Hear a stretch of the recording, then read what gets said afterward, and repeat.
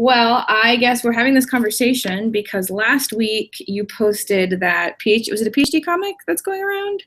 There's this pie chart, yeah. Yeah, we should get that pie chart and like screen cap it so that the rest of this conversation makes sense. Instead, I will try and describe a pie chart like with hand I'll try gestures. to pull it up while you talk about it. Yeah, while I describe it. So the idea is on the left is the life of a postdoc and like how their time is spent. And then on the right is the life of an assistant professor and how their time is spent. And like the postdoc's life, I don't know, it's like 100% research, like 110% research, it's like all one color. And then the assistant professor side is like a million tiny slices of color of all the things that an assistant professor does. I don't know how we got in this conversation. We're on Twitter, like we tweet at each other all the time. Let me share. And I asked you. There we go. I think I'm sharing my screen. First academic participant. That's perfect. Yep, I can totally see it. So the millions of fans can see it too. There we go. I maximize mine. Okay, you can talk about it.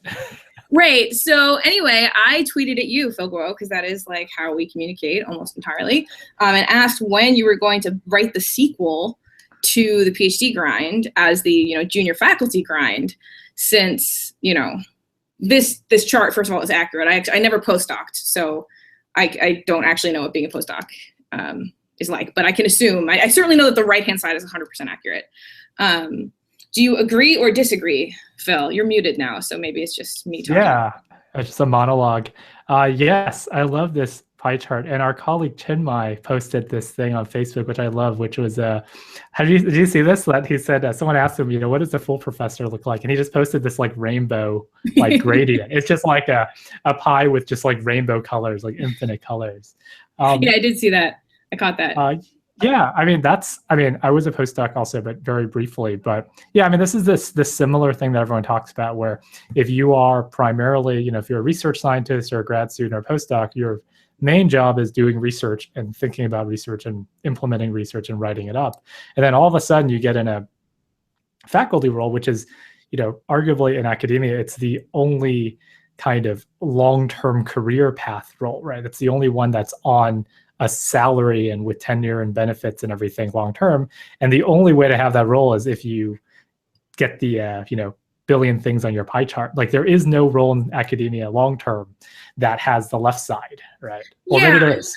I might push back a little bit, sure. Be pedantic because I'm a professor, so I can be pedantic. Sure, go for it. I think there's a little bit more flexibility, I think, than the popular conception would suggest. So for example, we do have positions here at CMU, because we're a very large department, large school of computer science, right? We do have, system scientist roles or like research associate roles that have an expectation of career growth and so on. But I think the sort of standard conception of kind of the long-term research trajectory would match your presentation of it. Right. I think that's absolutely right. And I think CMU is a unique place in many ways. And one of it is a scale, right? So it's like, right. It's just it is as though you're a quasi-government industrial giant research lab as well as a teaching institution as well. So yeah, I mean, I think most universities that are smaller probably don't have the capacity to support these large grant-funded centers. Right. Exactly. Yeah. I don't want to, by no means do I think that the CMU setup is standard. It's just like, there's a size thing, stuff you can do at scale that. That's but right. I agree that this is sort of at least the standard popular thought of like, okay, you're in a PhD, you go be a professor, and this is like how you have a research career. Setting aside things like having a PhD at a place like Google, et cetera, et cetera. Besides, we're both professors, so it makes sense for us to talk about that because that's what we know. Right. So tell us a bit about your transition from that left side to the right side of the pie chart. I think that's the kind of interesting story to tell you how many years you've been at this, how was your first year and such. So I do want to caveat that like when you originally started talking to me about doing this recording, I read some of your like text that goes with your podcast. It's like, oh, we're just going to talk about something the person is passionate about. And I want to be clear that I'm like not strictly passionate about talking about like how busy junior faculty's life is. It's something that like I can get animated about, but I have lots of other passions too. This just happened to be like super germane to the conversation we were already having. So like you'll have to have me back and we can talk about something that's not like how much we work. So let's see, I just began, I guess, my 4th year as an assistant professor at Carnegie Mellon School of Computer Science. CMU, as we just said, is like a weird place in that it's huge. So we've got a School of Computer Science with 7 departments. So I'm an assistant professor of computer science that appointments at the school level, but I'm affiliated with a department. In particular, I'm affiliated with the Institute for Software Research. That is a department within the school. It is distinct from the Software Engineering Institute, which is an FFRDC with a lot of words in the name that overlaps with the Institute for Software Research, but is otherwise unrelated. Whenever I have the opportunity to make that caveat, I make it because people get confused. Totally legitimately, because the naming is awful. Within ISR, I mostly exist within our software engineering program. So we have a group of researchers and faculty and a PhD program just of grad students and an undergraduate minor, all concerned with the study and research and practice of software engineering. So this is my 4th year, which feels insane, which means I got my PhD in 2013. I got my PhD from the University of Virginia. I was there for, I guess, 6 years. Before that, I was a software engineer at IBM. Before that, I was an undergraduate at Harvard College. So yeah, that back in time, then I was like in high school on a trial and stuff. So my transition, yeah, I mean, I guess like I said, I didn't actually postdoc. I was lucky enough to receive a job offer that sort of precluded the need to postdoc, which was nice. I do want to mention that at the time that I was on the job market, I was a bit torn about whether I was wanting to postdoc if I didn't receive an offer that I found compelling. I think I was more opposed to it than I should have been. Like in retrospect, I see the benefits of postdocing much more than I did at the time. Because now I can see, okay, actually having a couple of years to focus on establishing your own independent research direction without all the other things in that pie chart kind of distracting you, it definitely has a benefit, right? You can establish collaborations, you can establish your own line of research that is very clearly distinct from that of your PhD supervisors. And I think that that's a little bit more challenging, although not prohibitively so, one hopes, if you just go straight to faculty life. I mean, I do think there's a benefit to just getting going. You know? Yeah. So I'm not saying I did it wrong. I'm just saying that I think I was wrong in my opposition. Like, I think if I had done that, that would have had its benefits as well. Yeah. Or, I mean, the other path is you take a faculty job somewhere, like some people I know, and then you build up your career and then you apply for another job. I don't know who does that, but yeah, I've been like, that sounds some people crazy. might do that. I don't know why anyone would do that, but you know, I'm sure some wackadoodle has done that at some point. Yeah. So I didn't, because I got to start my job. But yeah, so that transition, I guess it's going okay. I don't know, it seems like weird to say that. Like, I still work here. And I think, I've just been figuring out as I go, I guess. I think I was very lucky in that I had an advisor who was pretty comprehensive about exposing me to various elements of sort of faculty responsibilities beyond just that research part of the pie chart. I think when I made it clear to him that I was interested in a faculty position, he was careful to include me in things like, grant management, in grant applications, in PI meetings. He made sure that I had the opportunity to mentor junior students as part of my research. I mean, it's still not at all the same, but I think it's better than just coming out of just head down research for 6 years. And then like all of a sudden you're basically a manager. Yeah, I think that's great, actually. And also, I think part of it may be that you're one of your advisor's first batch of PhD students too. So it was like he and you could kind of progress along in lockstep, and you could see him progressing in the pre-tenure assistant professor route while you and your group mate progressed as well. So that kind of apprenticeship model, maybe one, that timeline might have aligned well. All right. Yeah, I hadn't thought of it that way before, but I think you may have a point, actually. I certainly do manage both my group and my research program, I think, in a way that is different from the way that Wes does, just because we're very different people. My group is bigger, for one. But I think that now you mentioned that, yeah, I could see that sort of progression as he did it, which in retrospect makes a lot of sense. I think, more senior faculty may have different set of things that they're emphasizing in terms of their career progression. And so that's also probably informative for a grad student, but maybe not in terms of transitioning directly to a faculty position. Yeah, and again, like I said, like we were both talking about earlier, I mean, there's no ideal and everybody is different. But yeah, I think that this sort of near peer thing that I'm talking about, of like, if someone is 3 or 5 years ahead of your career than you, then you can kind of see them as an apprentice, even implicitly, right? But if your advisor is 20 years ahead of you in their career, then what they do day to day, they're writing tenure letters and giving international symposia keynotes. You're like, yeah, that's cool to do in the future. But right now it doesn't help me as much immediately. Right, in terms of like actually, was you immediately do that transition. I think that's a fair point. Of course, my tenure process is a little different since CMU is one of those schools that has tenure at 9 years instead of at 6. So I can't exactly replicate Wes's like 5-year. I think he actually went up a little bit early, and now that I think about it.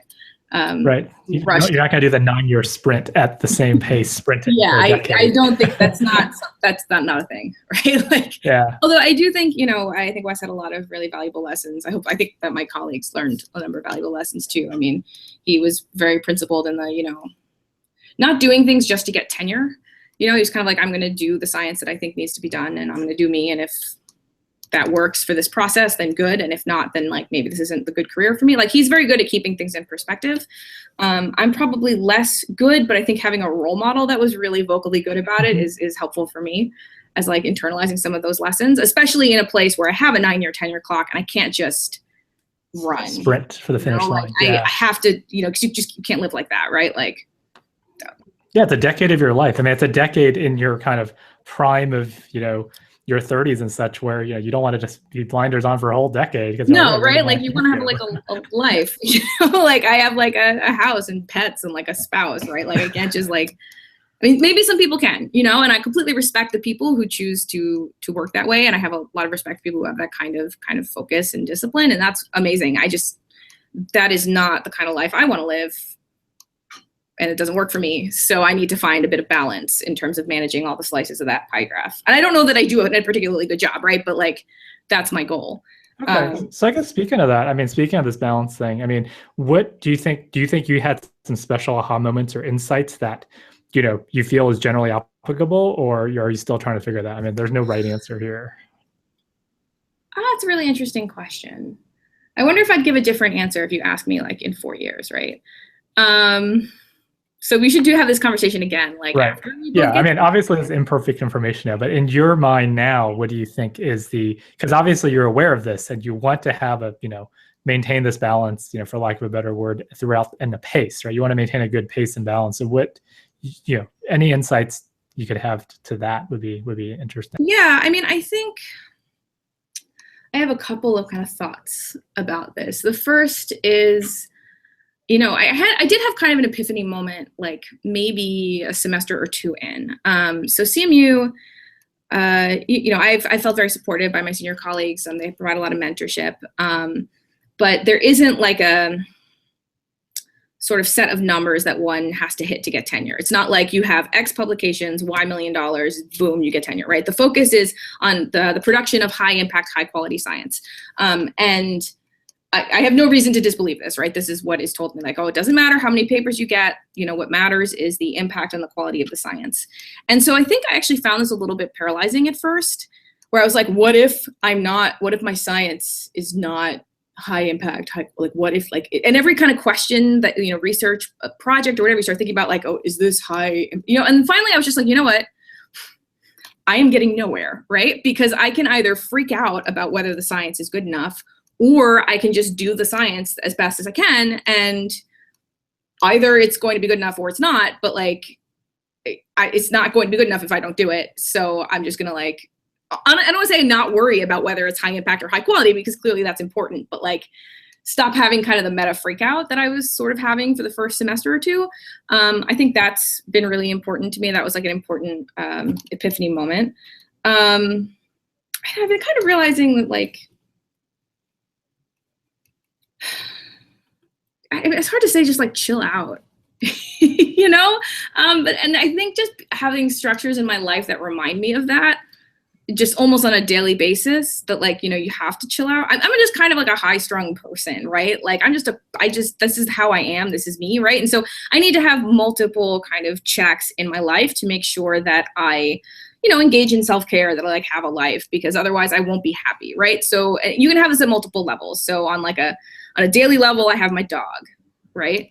If I want to relax, like I have to take the dog for a walk, right? Like the dog has to go for a walk. So I have to like pay attention. And then we have like our moment, and we like walk the dog in the morning, and like, that is a very like kind of calm, clarifying thing for me. I have a partner who is aware of how academia works, and is very good at kind of gently reminding me to chill out, and also allowing me to not chill out if that's the appropriate thing to do for a particular week. Like if I have a big deadline, I say, you know what, I can't be a good spouse this week. I need to like head down. My partner is like, yes, like I support that, but he's also very good about saying, you know, like, hey, like maybe you've been working really hard and like you don't have a deadline, like let's go away for the weekend, right? I have a good group of friends, both within and outside of academia. Explicitly within academia, you know, we regularly touch base with each other. I think it's important to have a support group of people who understand what you're going through and that you can just talk about things. You know, so like say there's like multiple levels, right? There's kind of the personal level of like having, you know, good personal or family circle and connections. If people who are lucky enough to have that, like I'm lucky, right?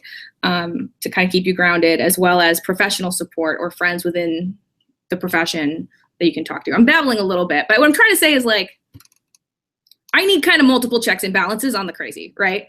And like, it's not the job that makes me crazy, right? Like I love my job, but you know, mostly it's me. So I need like, and I have found that if I have that structure of multiple people and multiple kind of forms of checks and balances to be like, hey, like chill out, you know, that helps me chill out. Yeah, I really like this. I mean, kind of the theme here is, it's from what I'm getting is that, you know, the people who are drawn to this sort of career or similarly intense careers in other fields, right, are the sorts of personality types that we really like what we do, really passionate what we do. So if left unchecked, I like this check, if left unchecked, we would just work all the time and we would like it, but then our global happiness is probably better if we forced ourselves to have these structures in place. Right, exactly. We just have a little balance in life, because I don't think there's anybody who's really, I mean, okay, it is a small subset of people who are actually really happy just working all the time. Like some people are, and like I salute those people, like awesome for them. I think, yeah, like just, I also try to avoid, it's funny that we're having this conversation about the grind. I really try to avoid conversations where it's like, oh my God, I worked so much. Like I worked this much last week. Oh, I worked, well, that much plus 6, you know, like, I don't like to indulge that kind of thing. And I think I'm fortunate that at least my peer group at CMU doesn't tend to do that. Like we kind of get together and talk about how much sleep we need, you know, as opposed to how much sleep we don't get.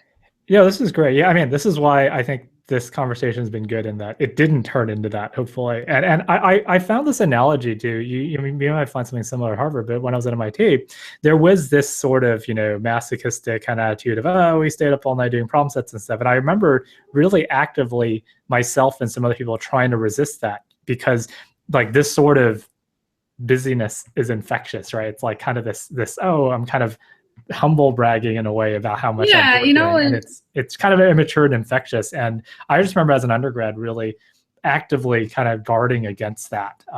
And I think in the long run, it helped a lot, because setting up for my career now, you kind of have these mental checks and balances in place.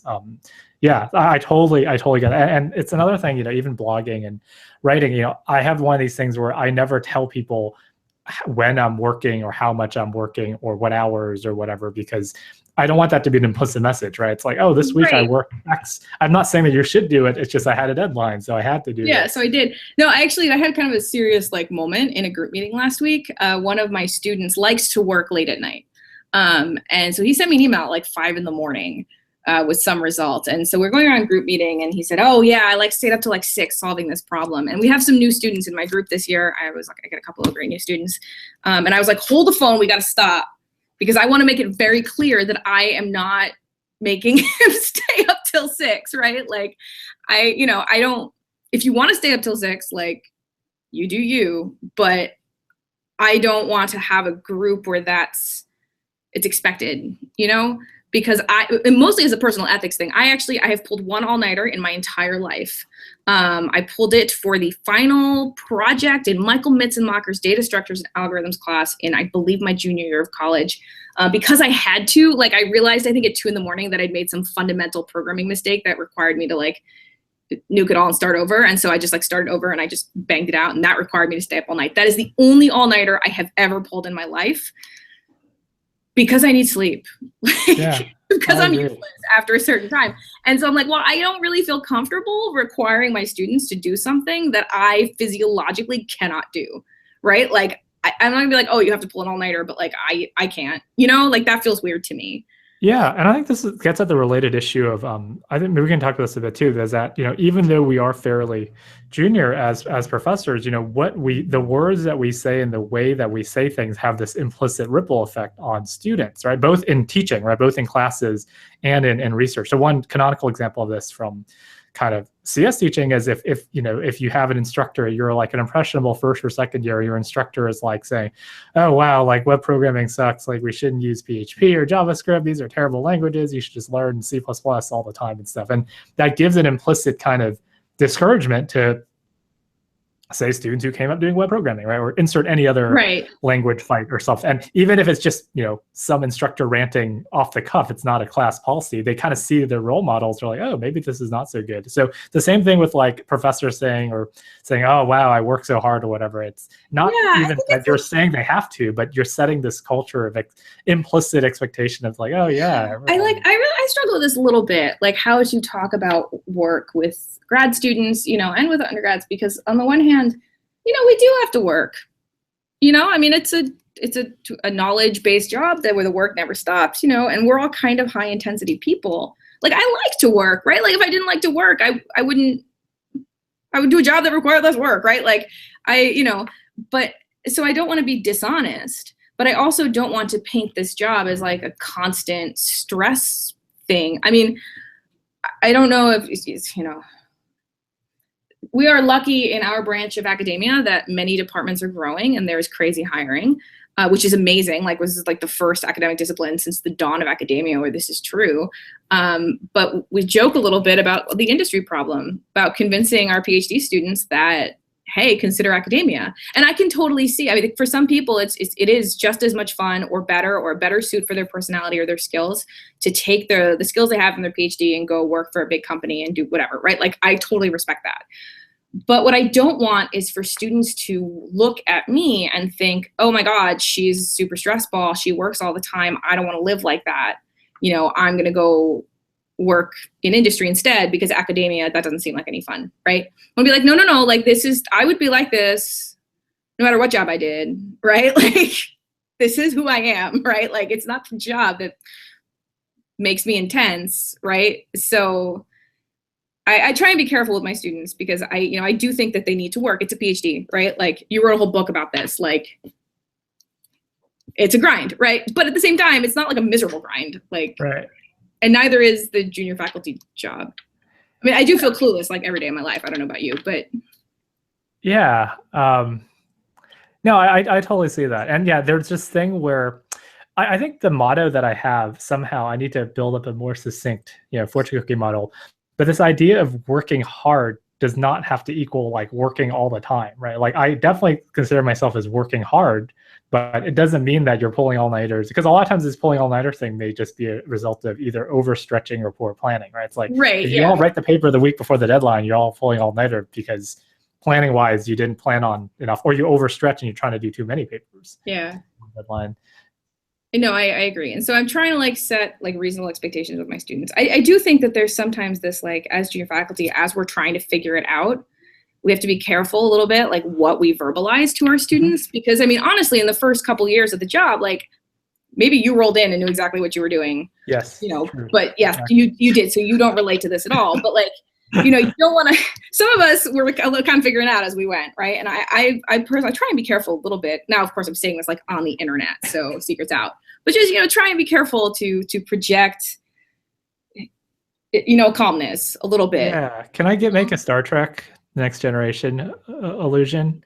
Okay, so there's this. Do you watch Star Trek TNG, or are you familiar? I am quite familiar. Office mates of mine in grad school, which who you even know, definitely watched a lot of it. So yeah, I think Ray, he liked Voyager more. I think we had this argument. Yeah, and then they were watching DS9 by the time they finished. But yes. Yeah. So he got me into Voyager. It wasn't. I thought it would be bad, but it was actually pretty good. But anyway, so there's this TNG episode where Picard and Beverly Crusher were they were conjoined telepathically somehow. Right? They were on this planet and like they were stranded, and they like the aliens conjoined them telepathically so they could hear each other's thoughts. And one of my favorite parts was they were trying to escape from their alien captors, and then they were in this like canyon, and then they were like, which way should we go? And then Picard says in his very confident Picard like way, he's like, there's this fork in the path, and he's like, I think we should go this way. This is my best Picard impression. He's like, I think we should go this way.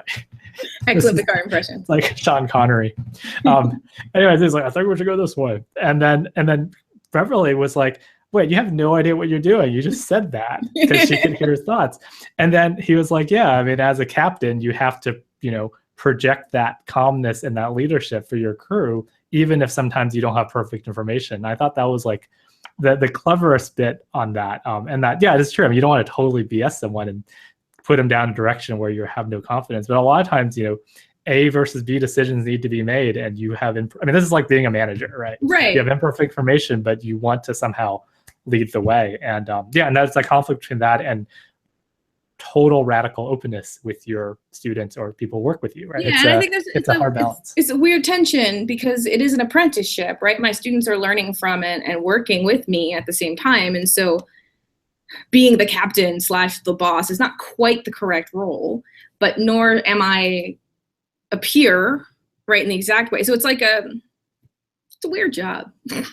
It is. No, I think that's what makes it really interesting too. That a lot of the, I think a lot of people try to make industry analogies to this of like, oh yeah, you're like a research manager or a product manager and stuff. And I think it doesn't quite work out, because the economics are different. The like apprenticeship thing is different, and like incentives are different. Like, yeah, I actually talk about this. So my spouse works for Google, actually, and so it's interesting sometimes to contrast like, I don't know, management, right? Like manager incentives. Like if an employee is having a difficult time with something versus a student, like there are ways in which the manager behaves that are the same between the two situations, and then there are things where it's like it's different, right? Because if we have a student who's struggling, we want to help that student succeed, right? We sort of have this responsibility, and they kind of do too, but they have different kind of levers to pull. I don't know, it's weird. There's definitely an analogy, but it's super imperfect. Exactly. Well, like all analogies, it's important to caveat that you can't stretch them too far, right? But they're a good first pass at things. Anyways, we're running low on time, so I'm thinking, what final thoughts do you have on this? I don't know. I'm wondering what you think about all this. Oh, you went one, I think. Yeah, what do you think? It's like, no, this is me like randomly philosophizing about the job. You've done it like 4 times now. I've done. You like it so much, you keep getting new ones. Yeah, you gotta stop saying that. I gotta. I'm sorry. No more. No. Yeah, it's funny because I'm starting here. It's my first year here, but it's really like a second start, right? Because I've like it's kind of deja vu, because I've done all the starting up, because I was 2 years at University of Rochester. Yeah, this is my first year here, so all the starting up stuff I'm doing again, of getting a new group and like getting in the group of teaching and administration and how things fit in the department and stuff. And yeah, I guess my thoughts on this, I guess my top thought on this is that I just really value in this faculty job. I mean, even as there are 2 things that surprised me. I think I wrote about both of them. I mean, it's not surprising in retrospect, but they surprised me even knowing, because my mother is a professor. So she's been a full professor at UCLA in the social sciences for like decades. So I'm a 2nd generation UC faculty, I guess. I didn't know that. So I grew up in an academic family, so I knew all about the academic life. And even so, even after all the stuff my mom told me, I was still surprised by 2 things. One was just that enormous amount of time freedom and just kind of freedom in whatever defined ways, right? Of that you really have to set your own course, and yeah, people want you to do things and there are different interests, but you really are at the center of that and having to figure out how to navigate that. And the second thing was just how, at least in my perception, just how even if you're a first year or second year assistant professor, like you are doing the same job at a high level as the even more senior faculty. So I think that's very different than industry. If you're a first year engineer versus a 10th year senior technical lead engineer, you have a very different sort of relationship as the team member. But if you're a first year assistant professor, you're running your research group, and the 10th year professor is running their research group too. Yeah, it's interesting. I hadn't seen that until you pointed out, but it's definitely true. And there's still stuff to learn from senior faculty. Of course. Oh yeah, definitely. I mean, and they do different things, right? Yeah. I mean, post tenure and full, I mean, they have different, kind of resource and time allocation in terms of where they want their work and their legacy to go. But it just because I was actually at Google as well. I was there for about a year, and just the lack of just kind of just the flatness of it was really interesting to me. Of you're a first year assistant professor. It doesn't mean that the 10th year faculty is your boss or your senior. No, like whatever. Your voice matters just as much. Exactly. you know, like, yeah, you're doing your own thing and running your own group and stuff. So those are the two things that struck out and at me, even knowing, you know, even fully well knowing that I grew up in an academic family, so I should have expected those things. And I guess, yeah, I mean, I guess you covered the thoughts. Yeah, I'm trying to think, like, if I were to, like, to boil it down to, like, advice, I don't want to give advice. I'm not in a position to give advice. Thing one, I try every semester to have a no meeting day. This is the only way I get anything done. Thing two, this one's obvious. People say this all the time, and you don't believe it until you screw it up. It's like source control in that way. Say no. I had this, like, overextension on committees, PCs in particular. I guess in my second year. It's one of those things you don't realize until you ended up on 3 PCs and like an NSF panel within like 2 months of each other. You're like, oh wait, I've made a terrible mistake. And I always say, like, say no, and like you don't believe them until. So yeah, say no. Yeah. But no, it's funny you said that thing about it being so flat. I remember a big sort of moment for me was the first time I was on a dissertation committee, and the senior faculty member who was supervising the student asked me if I thought that the proposal was like PhD worthy. And it struck me that it was like, oh, he's actually asking for my opinion, right? Like, this person's been here 30 years. This person's been here literally longer since I've been alive, right? Than I've been alive. And I was really, you know, I don't say flattered, but I really felt very much like respected by the whole system, despite it's very flat, I guess what I'm trying to say. Oh, last piece of advice, collaborate with senior faculty. Like, they're the best. Because they'll treat you like an equal, and it's the best. And yeah, no, I totally kind of building up for those two thoughts. It's true. I mean, that's the other nice thing I really like about being in academia with your own kind of research, like expertise or core or whatever, that you are one of the world's experts on this area. So even if someone has been working there 30 years, if they're supervising a student or writing a grant or working a project that they want to carve in your area, you're the person to talk to about this because you've been thinking about this longer than other people have. Yeah, like it wasn't, the thing is, it wasn't weird. It was just like, I guess like this is my job now. You know, like it was a really cool feeling to be like, yeah, this is the world we're in. And it's an awesome job, despite, I actually like that it's so got all this different stuff going on, you know? Yeah, good. We'll look forward to your pie chart being even more divided in the future. Yeah, so yeah, let's do this again, like in like 5 years when like I'm still on the tenure track and like, but no, I mean, I don't know if I have advice, just like chill out because you can't sprint forever.